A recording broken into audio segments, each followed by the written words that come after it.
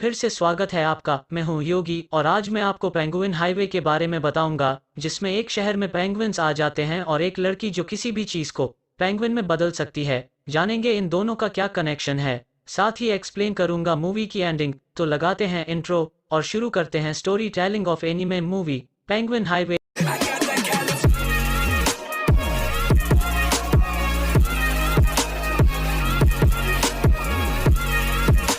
Penguin highway एक मांगा slash novel पर बेस्ड है, जिसे लिखा है टोमिहोको मोरिमी ने और जिसका एनिमे मूवी अडेप्टेशन किया है स्टूडियो कोलोरिडो ने। इस मूवी का मेन कैरेक्टर एक 4th ग्रेड लड़का जिसका नाम आओयामा है और वो एक नोटबुक में उसने सीखी सारी बातें लिखता है। एक दिन स्कूल जाते समय आओयामा और बाकी बच्चों को दूर ग्राउंड पर कुछ दिखता है और आओयामा अपने बैग से एक दूरबीन निकाल कर देखता है और वैसे ही चलते चलते ग्राउंड पर जाता है। वहां जाकर हमें और उसे 6-7 पेंगुइन दिखते हैं। बाद में क्लास में जाकर आओयामा और उसका दोस्त ऊंचिदा पेंगुइन्स के बारे में बात करते हैं कि वो कहाँ से आए हैं।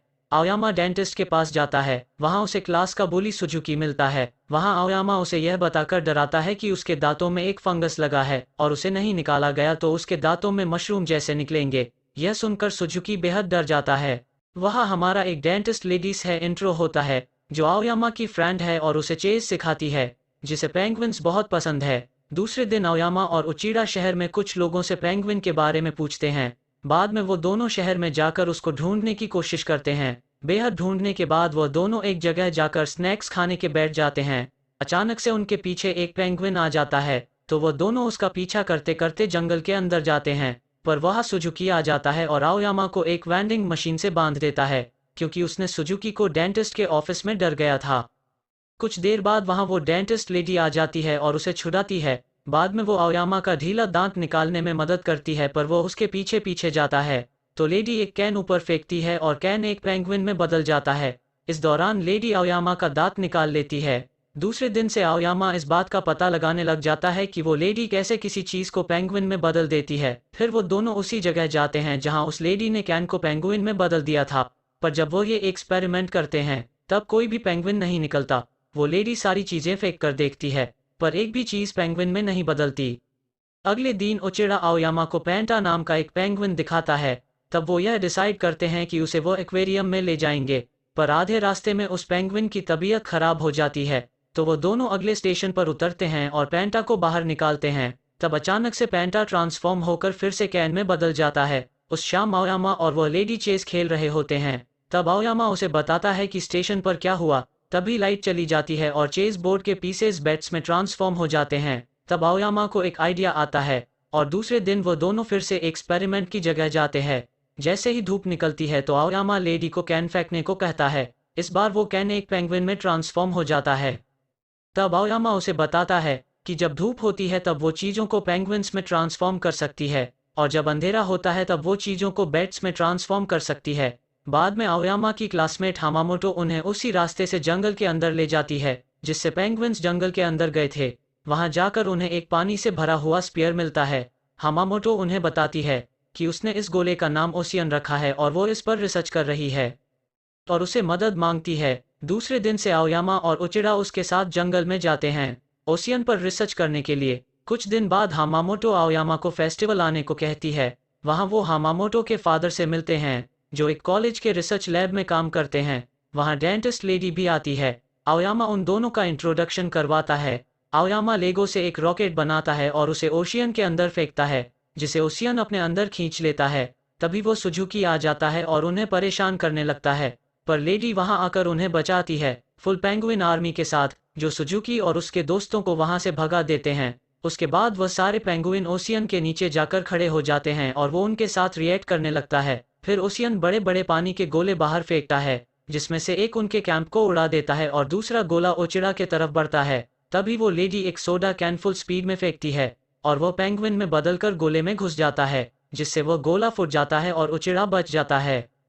बाद में हामामोटो आओयामा को पूछती है कि क्या उसे लेडी के बारे में पता था। तब वो बताता है कि उसने यह सब सीक्रेट रखा क्योंकि उसने लेडी को प्रोमिस किया था कि वो इस बात का पता लगाएगा कि लेडी किसी भी चीज को पेंगुइन में कैसे बदलती है।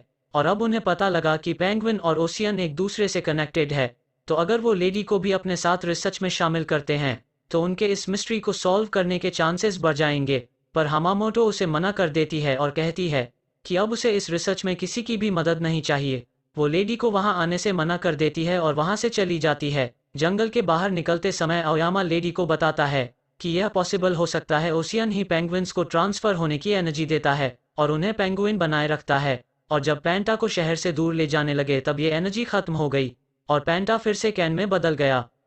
तभी कुछ लोग उन्हें देख लेते हैं। उनमें से एक आदमी उनसे पूछता है कि क्या उन्होंने यहाँ कुछ अजीब सी चीजें देखी, पर आओयामा उन्हें कुछ न देखने की बात करके वहां से निकल जाता है और लेडी और उचिरा को बताता है कि वो यहाँ पर ओशियन के लिए ही आए होंगे और अगर उन्हें कुछ भी बताएंगे तो वो लोग लेडी को भी अपने साथ ले जाएंगे क्योंकि वो और ओशियन एक दूसरे से कनेक्टेड है। और लेडी से ये कहता है कि वो कुछ दिनों के लिए किसी भी चीज को पेंगुइन में न बदले।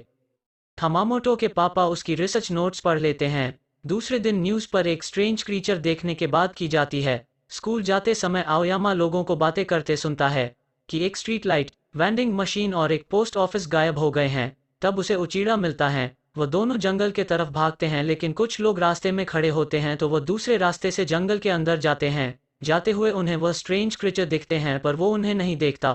उसके बाद वो ओशियन के पास पहुंचते हैं और देखते हैं कि ओशियन पहले से साइज में बेहद बड़ा हो चुका है। उसे देखकर आओयामा हमामोटो और उचीड़ा से कहता है कि उन्हें यह रिसर्च बंद कर देनी चाहिए क्योंकि अब ये उनके हाथ से बाहर जा चुका है और अगर वो उनकी रिसर्च हैंडओवर करते हैं तो वो लोग लेडी को भी अपने साथ ले जाएंगे जो कि आओयामा नहीं चाहता। हमामोटो वहां से गुस्सा होकर चली जाती है। इवनिंग में उसके पापा लेडी से मिलने क्लिनिक जाते हैं। वहां वो लेडी से कहते हैं कि शहर में बेहद अजीब सी चीजें हो रही है जो उनकी रिसर्च टीम को समझ नहीं आ रही और फिर वह कहते हैं कि उन्होंने उनकी बेटी के रिसर्च नोट्स पढ़े जिसमें जंगल के ऑब्जेक्ट के बारे में और पेंगुइन के बारे में लिखा है, साथ ही लेडी के बारे में भी लिखा है। बाहर निकलने पर उन्हें आओयामा दिखता है पर वो यह कहकर चले जाते हैं कि वो डॉक्टर से मिलने गए थे। जब आओयामा क्लिनिक पहुंचता है तब लेडी उसे कहती है कि उन्हें समंदर देखने जाना चाहिए। दूसरे दिन जाते समय ट्रेन में लेडी की तबीयत खराब हो जाती है। तब आओयामा अगले स्टेशन पर उतर जाने की बात करता है। स्टेशन पर उतरने के बाद लेडी अपने पावर से ग्राउंड को एनिमल्स में चेंज करने लगती है पर उसके स्टोर की हुई पावर खत्म हो जाती है और सब फिर से नॉर्मल हो जाता है। दूसरे दिन सुजुकी एक छोटे क्रीचर को पकड़कर स्कूल ले आता है और कुछ साइंटिस्ट लोग उनसे मिलने आते हैं। स्कूल खत्म होने पर आओयामा हमामोटो और उचीड़ा उन साइंटिस्ट को जंगल में जाते हुए देखते हैं। तब हमामोटो और उचीड़ा उनके पीछे जाते हैं। आओयामा लेडी से मिलने उसके घर जाता है पर वो घर पर नहीं रहती। इस तरफ हमामोटो को उसके पापा दिखते हैं तो वो उनसे कहती है कि उन्हें जंगल के अंदर जाना है। तो तभी हमामोटो को सुजुकी और उसके दोस्त दिखते हैं। वो उसके पास भागती है और उसे एक चांटा लगाती है क्योंकि सुजुकी ने उसका प्रॉमिस तोड़ दिया। रात में टाइफून आता है और उसके बीच हमामोटो के पापा उनकी टीम को लेकर जंगल के अंदर जाते हैं जहां उन्हें ओशियन दिखता है जो पहले से और भी बड़ा हो चुका है और पहले की तरह पानी के बड़े बड़े गोले फेंक रहा है। दूसरे दिन स्कूल में बच्चे टीवी पर न्यूज़ देखते हैं जिसमें ओशियन की वजह से इमरजेंसी इवैक्यूएशन ऑर्डर इश्यू होने की बात की जाती है। साथ ही हमामोटो के पापा और उनकी टीम मिसिंग होने की बात की जाती है। उसे देख हमामोटो स्कूल से जाने की जिद करती है पर उसकी टीचर उसे नहीं जाने देती। फिर वो आओयामा से कहती है कि उसे उसके पापा को ओशियन के बारे में बता देना चाहिए था। अगर वो बता देती तो यह सब नहीं होता और वो आओयामा से भागने में मदद मांगती है। आओयामा नस के पास जाने का बहाना करके उसे बाहर ले जाता है। उचीड़ा भी उनके साथ आता है। फिर सुजुकी वहां आकर उनसे कहता है कि वो उन्हें बाहर ले जा सकता है। बाहर आने पर इवैक्यूएशन ऑफिसर उन्हें पकड़ लेते हैं पर सुजुकी आओयामा को भागने में मदद करता है। फिर आओयामा लेडी से जाकर कैफे में मिलता है और उसे कहता है कि उसने लेडी की मिस्ट्री सॉल्व कर दी है। जैसे पेंगुइन रियल पेंगुइन नहीं है वैसे लेडी भी रियल ह्यूमन नहीं है। लेडी, पेंगुइन और ओशियन एक दूसरे से कनेक्टेड है और एक स्ट्रेंज एनर्जी जिसे उसने नाम दिया है पेंगुइन एनर्जी वो ओशियन से निकलती है जिसे लेडी और पेंगुइन एक जॉब कर रहे थे। फिर लेडी उससे पूछती है कि ओशियन कहाँ से आया है।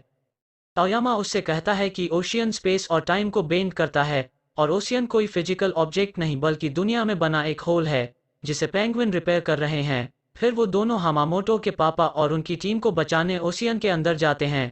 लेडी जाते जाते रास्ते में बहुत सारे पेंगुइन्स बनाती जाती है और वो सब ओशियन के अंदर चले जाते हैं। वहां जाने पर उन्हें एक अलग ही दुनिया दिखती है। जल्द ही उन्हें हमामोटो के पापा और उनकी रिसर्च टीम मिलती है। फिर लेडी सारे पेंगुइन्स को लेकर ओशियन को अंदर से डिस्ट्रॉय करने लगती है जिससे दुनिया में बना हुआ होल फिक्स हो जाता है और सब तरफ पानी पानी हो जाता है। वो सारे बाहरी दुनिया में आ जाते हैं। बाहर आने के बाद लेडी आओयामा को लेकर कैफे में जाती है। उनके पीछे सारे पेंगुइन्स आ जाते हैं। लेडी आओयामा से पूछती है कि क्या उसे पता चला कि वो कहाँ से आई है। तब आओयामा उससे कहता है कि अभी तो उसे नहीं पता, पर एक दिन वो इस बात का पता लगा कर रहेगा। और लेडी उससे कहती है कि जब वो दिन आएगा तब आओयामा उसे ढूंढ लेगा। फिर लेडी बाहर जाती है और बाकी पेंगुइन्स के साथ गायब हो जाती है। दूसरे दिन न्यूज़ पर बताया जाता है कि वो मिस्टीरियस पानी का गोला गायब हो गया है और मिसिंग हुई रिसर्च टीम वापस आ गई है। एंडिंग में आओयामा को दूर ग्राउंड पर पेंगुइन जैसा कुछ दिखाई देता है। तब वो उसे देखने बाहर जाता है, पर वो एक काले सफ़ेद कलर की बिल्ली होती है। बिल्ली के पास पड़ा हुआ उसका लेगो से बना हुआ रॉकेट दिखता है जो ओशियन के अंदर चला गया था।